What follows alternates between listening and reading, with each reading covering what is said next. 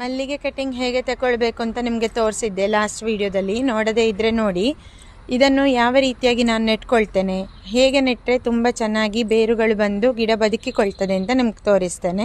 ಮೊದಲಿಗೆ ಈ ಕೆಳಭಾಗದಲ್ಲಿರುವಂತಹ ಎಲೆಗಳನ್ನು ತೆಗಿಬೇಕು. ಹಾಗೆಯೇ ಈ ಕಟ್ಟಿಂಗಲ್ಲಿರುವಂತಹ ಬೇರೆ ಬೆಳೆದಂತಹ ಎಲೆ ಇದ್ದರೂ ಕೂಡ ಕೆಳಭಾಗದ್ದೇನಿರ್ತದಲ್ವ ಅದೆಲ್ಲ ತೆಗಿಬೇಕು. ಯಾಕಂದರೆ ಅದು ಹೆಚ್ಚಾಗಿ ಬಿದ್ದು ಹೋಗುವಂತಹ ಸಾಧ್ಯತೆ ಇರ್ತದೆ. ಇದು 3 ಕಟ್ಟಿಂಗಲ್ಲಿರುವಂತಹ ಹೆಚ್ಚಿನ ಎಲ್ಲ ಬೆಳೆದ ಎಲೆ ತಗೊಂಡಿದ್ದೇನೆ. ಇದು ನಾನು ಮೊದಲೇ ಸುಡುಮಣ್ಣು ತುಂಬಿಸಿ ಇಟ್ಟದ್ದು. ಸುಡುಮಣ್ಣು ಇಲ್ಲದೇ ಇದ್ದರೆ ಮಾಮೂಲಿ ಮಣ್ಣು ಅಂತಾದರೆ ನೀವು ಅದಕ್ಕೆ ಅರ್ಧ ಭಾಗದಷ್ಟು ಕೋಕೋ ಪೀಟನ್ನು ಸೇರಿಸಿ ಈ ಕಡ್ಡಿ ಸ್ವಲ್ಪ ಒಳಗಡೆ ಹೋಗುವ ಹಾಗೆ ಮಲ್ಲಿಗೆ ನೆಟ್ಕೊಳ್ಬೇಕು. ಈಗ ಈ ಕಟ್ಟಿಂಗ್ ನೆಡುವುದಾದರೆ ಇಲ್ಲಿಯವರೆಗೆ ಇಷ್ಟು ಭಾಗ ಮಣ್ಣಿನ ಕೆಳಗಡೆ ಹೋಗಬೇಕು.